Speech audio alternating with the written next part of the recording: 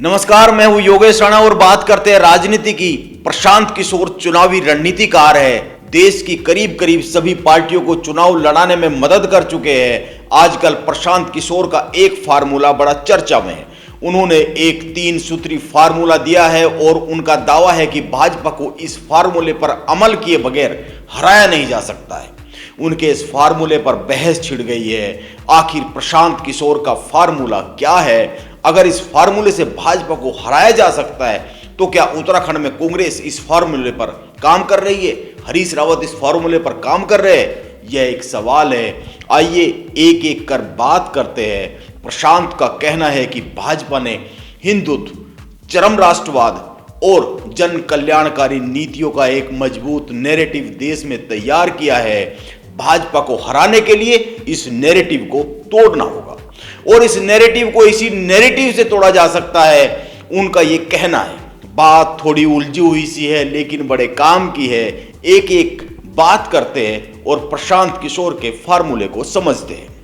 इस पर चर्चा जरूरी है क्योंकि राजनीति हर आदमी के जीवन से सीधा जुड़ा सब्जेक्ट है। मैं प्रशांत किशोर की बात से सहमत हूं और उत्तराखंड में हरीश रावत इसी फार्मूले पर काम कर रहे थे, लेकिन अब थोड़ी चिंता बन गई है। वह अलग बात है कि हरीश रावत खुद की महत्वाकांक्षाओं और आशंकाओं में जकड़ गए हैं, वरना तो वो इस चुनाव को बहुत ही सही दिशा में ले जाते हुए दिख रहे थे। इसको इस तरह से समझा जा सकता है, लोगों का मानना है कि भाजपा हिंदुत्व के दम पर जीत रही है, लेकिन यह पूरा सच नहीं है। भाजपा हिंदुत्व के साथ साथ चरम राष्ट्रवाद और जन कल्याणकारी नीतियों के कारण बने माहौल के कारण जीत रही है। इनमें तीनों का योगदान है, केवल हिंदुत्व का नहीं है। तीनों से एक नैरेटिव बना है। अब इस नैरेटिव को कैसे तोड़ा जा सकता है? जाहिर सी बात है, भाजपा के नैरेटिव को अपूर्ण साबित करना होगा, अधूरा साबित करना होगा। और इसको इस तरह से समझिए, आज भाजपा को लेकर समाज में 3 तरह के लोग हैं। एक जो भाजपा के फॉलोअर्स है, भाजपा के नेताओं के फॉलोअर्स है, ये कहिए, ये हर स्थिति में भाजपा के साथ है।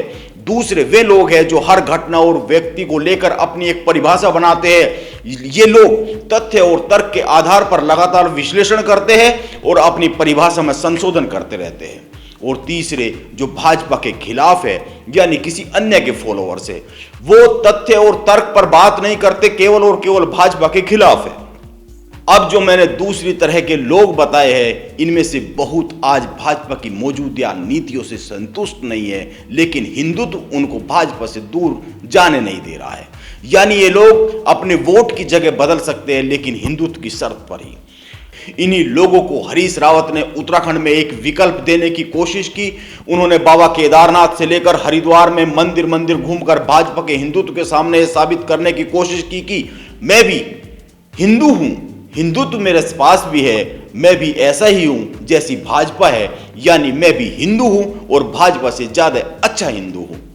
इस तरह से अन्य दोनों मामले भी है, उन पर भी इसी तरह का गणित समीकरण लागू होता है। इसीलिए प्रशांत किशोर का फार्मूला बिल्कुल ठीक है, लेकिन बड़ा कठिन भी है।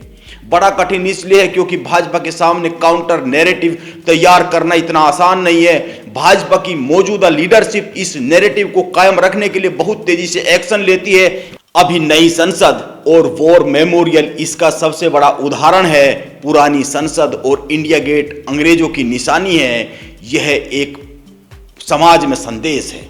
आप इस पर अपने आसपास बात कीजिए, पता चल जाएगा। यह एक वाक्य समाज में आज क्या कमाल कर रहा है। मैं कहता हूं कि हिंदुत्व, चरम राष्ट्रवाद और लोक कल्याणकारी नीतियों की कोई काट नहीं है। इनका मुकाबला इसी रास्ते पर बढ़कर किया जा सकता है, और वो भी भाजपा से ज्यादा तेजी से। लेकिन क्या अभी यह संभव है? यह एक सवाल है। मेरा मानना है कि हरीश रावत उत्तराखंड में कमाल का चुनाव लड़ रहे थे, वो इसी रास्ते पर आगे बढ़ रहे थे, लेकिन आपसी झगड़े और टिकट की बंदर बाट की किचकिच ने काफी कुछ बाधित कर दिया है। क्योंकि जनता के पास जब यह मैसेज चला जाता है कि नेता देश, जनता या धर्म के लिए काम नहीं कर रहे हैं, वो केवल और केवल अपने लिए काम कर रहा है, तो नुकसान होना तय माना जाता है। और हरीश रावत इस नुकसान से बच नहीं सकते हैं, यह मेरा मानना है। क्योंकि हरीश रावत अच्छा चुनाव लड़ते लड़ते बार बार यह संदेश दे रहे हैं कि वो केवल और केवल खुद के लिए यह चुनाव लड़ रहे हैं। हालांकि वो उत्तराखंडियत की बात करते हैं, अन्य बातें भी करते हैं, अपने बचपन की यादों के वीडियो बनवाते हैं, लेकिन साथ में अपनी निजी महत्वाकांक्षाएं भी नहीं छिपा पाते हैं। पहले रामनगर और अब हरिद्वार से अपनी बेटी को टिकट दिलाना इसका सबसे बड़ा और ताजा उदाहरण है। नरेंद्र मोदी ने अपनी राजनीति में आज तक इस तरह का एक भी उदाहरण पेश नहीं किया है, एक भी उदाहरण बनने नहीं दिया है। वे देश प्रथम का संदेश सदैव देने में कामयाब रहते हैं। और हरीश रावत उत्तराखंडियत की बात करते करते भी यह संदेश नहीं दे पाते हैं। वो उत्तराखंडियत की बात करते करते भी मैं सर्वप्रथम का संदेश दे देते हैं। इसीलिए कुछ समय पहले तक मैं समझता था कि कांग्रेस बहुत अच्छा करने जा रही है, अच्छा चुनाव लड़ रही है, लेकिन अब कई सारे फैक्टर और भी आ गए हैं। अंतर्कलह और निजी लाभ इनमें सबसे बड़े मामले हैं। देखते हरीश रावत और प्रीतम सिंह उत्तराखंड में नैरेटिव को कैसे खत्म करते हैं, जो उनके कारण बन गया है, उनकी जो गतिविधियां है उनके कारण बन गया है, हरीश रावत की गतिविधियों के कारण बन गया है, और जनता को क्या संदेश देने में कामयाब होते हैं यह देखना होगा। मतदान बहुत पास है, देखते हैं उत्तराखंड किसको चुनता है। नमस्कार, आप बने रहे मेरे साथ।